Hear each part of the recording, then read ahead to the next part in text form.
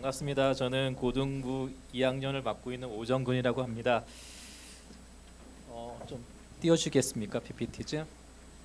네, 제가 그냥 제목을 한번 정해봤습니다. Invisible Effort라고 하는데 제목만 봐도 제가 어떻게 여러분과 나누고 싶어하는 건지 아실 것 같습니다. 좀 전에 말씀해주신 목사님처럼 보이지 않는 수고죠. 저희가 하고 있는 거는. 저는 제가 생각하기에 그냥 그렇습니다. 이 자리에 나와 있는 자체가 순종을 잘해서 나와 있다고 생각합니다. 뭐 잘해서 다른 게 잘해서가 아니라 뭐 화이팅 열심히 해주시는데 제가 그 모든 부담을 안고 여기에 서 있습니다. 저희 학년장이 감동하고 재미까지 추가하라고 했는데 그렇게는 못할 것 같습니다. 왜냐하면 저는 T입니다. T는 공감하는 게 좀 부족하기 때문에 그렇습니다. 죄송합니다. 저는 먼저 여러분하고 나누고 싶은 그 주제를 가지고 먼저 설명드리고 제가 어떻게 아이들과 소통하고 있는지를 말씀드리겠습니다. 저희가 지금 하는 일은 제목처럼 보이지 않는 노력이라고 생각합니다.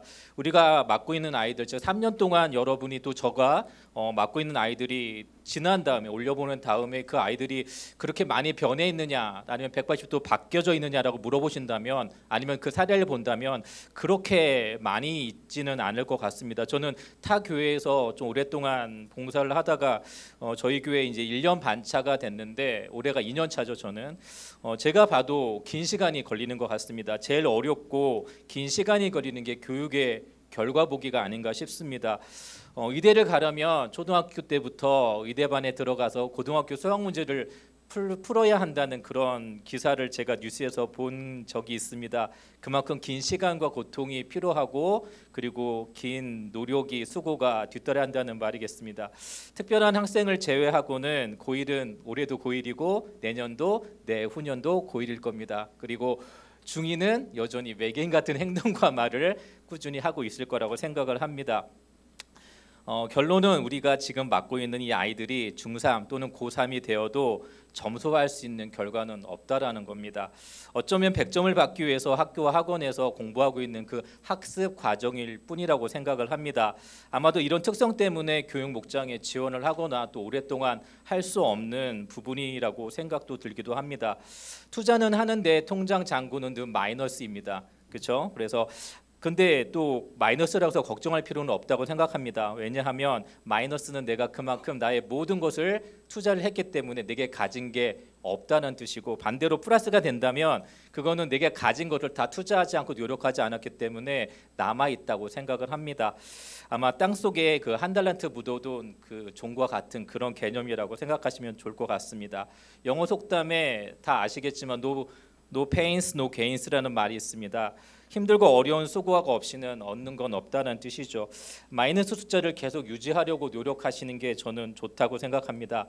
나중에 통장의 만기가 되면 그때 은행장이신 하나님께서 그 마이너스된 그 금액에 더해서 플러스가 되는 정도로 채워주실 거라고 저는 생각을 합니다. 다음 넘겨주겠습니까? 제너럴리스트라고 아니요 1번이요.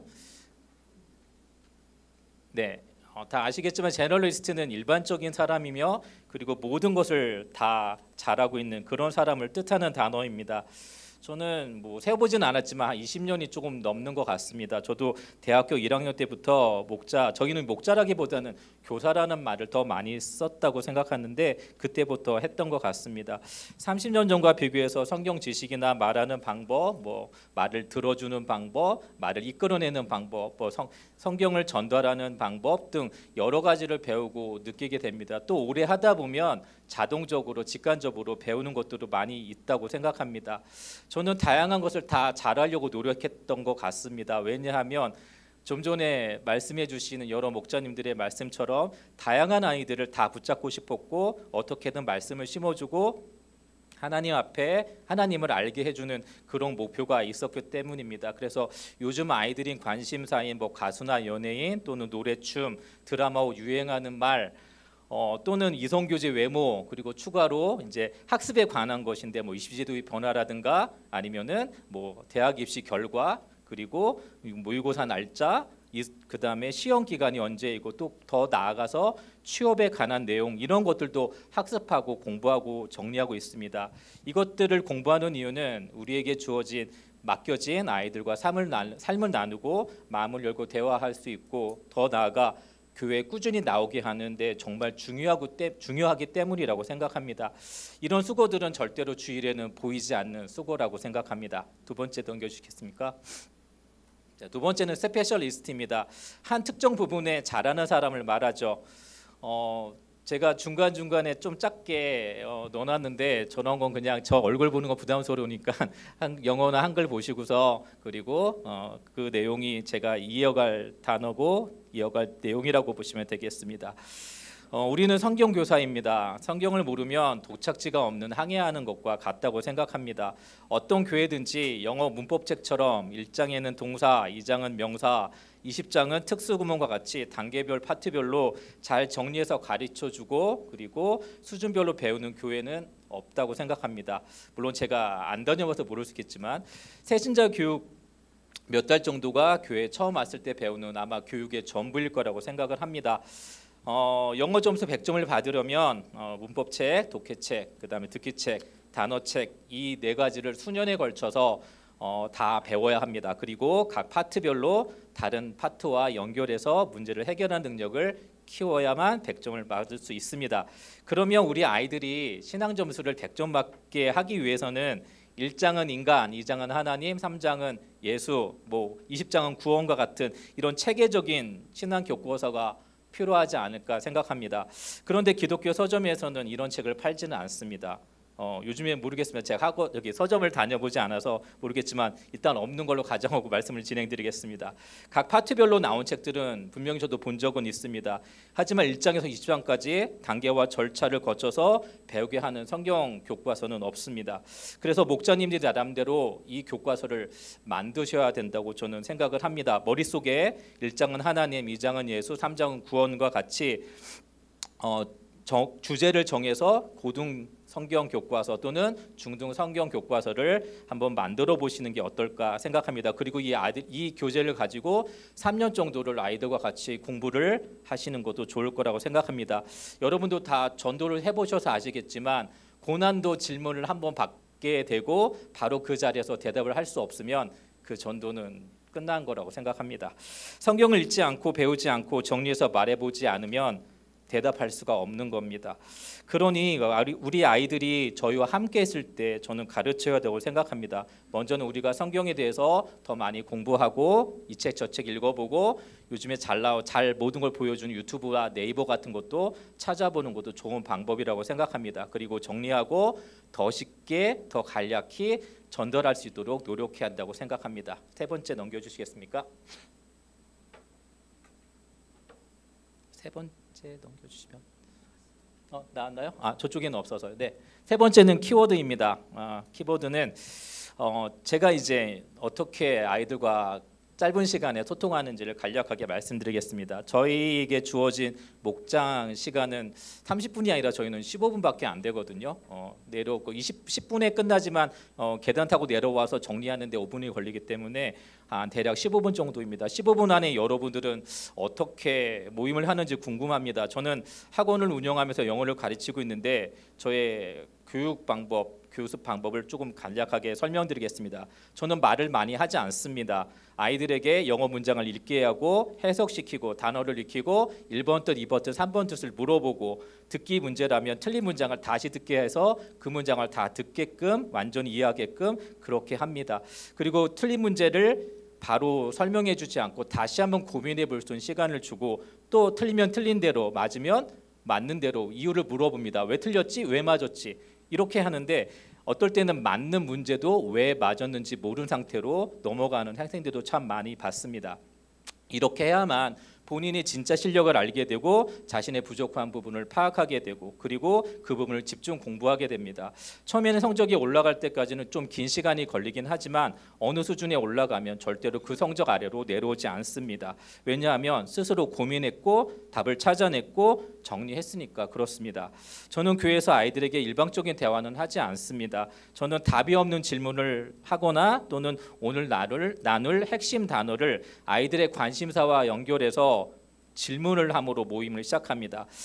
지난주 저희 목장에서 목장 모임을 했던 것을 한번 예를 들어보겠습니다. 키워드는 천국이었습니다. 간단히 돌아가면서 일주일 어떻게 지냈니 저도 물어봅니다. 그리고 나서 바로 질문에 들어갑니다. 자, 얘들아, 갑자기 1억이 생겼어. 그러면은 1억이 생겨 10억이 생겼어. 로또가 당첨돼서 그러면 니들은 무엇을 사고 싶니라고 바로 물어봅니다. 저희 반이 6명, 5명 나오는데 한 명씩 다 물어봅니다. 아이들은 이렇게 말하더라고요. 집, 외제차, 주식, 명품 가방, 그리고 옆에 계신 부목자님은 아마 부동산이라고 제가 들은 것 같습니다. 저도 동감합니다. 그리고 제가 또 말합니다. 자, 성경은 그럼 무엇을 사야 될지 한번 찾아봤으면 좋겠어. 한번 성경을 찾아볼까라고 해서 마태복음 13장 44절을 찾게 합니다. 천국은 마치 밭에 감추인 보화와 같으니 사람이 이를 발견한 후 숨겨두고 기뻐하며 돌아가서 자기의 소유를 다 팔아 그 밭을 사느니라. 자, 이렇게 다 같이 읽고 또 질문을 합니다. 그러면 너희들은 밭에 있는 그 보물을 어떻게 할 거야? 라고 질문합니다. 아이들은 똑같은 대답을 하더라고요.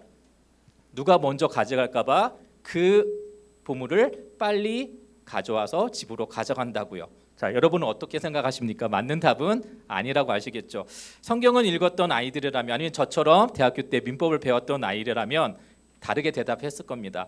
남의 것을 몰래 가져가면 절도죄니까 절대로 그것은 허용되지 않습니다. 성경에 나온 대로 합법적인 절차와 방법을 따라서 보물을 누가 가져갈까 봐 숨겨두고, 그리고 돌아가서 전 재산을 팔고, 그리고 부족하면 연끌 대출까지 받아서 그 밭을 사는 겁니다. 그리고 계약서에 도장이 찍힌 후에 그때 가서 보물을 파서 가져가게 되면 그것이 바로 내 것이 됩니다. 천국은 그 가치를 아는 사람만이 이런 연끌 대출까지 받아서 그 밭을 살 수 있는 겁니다.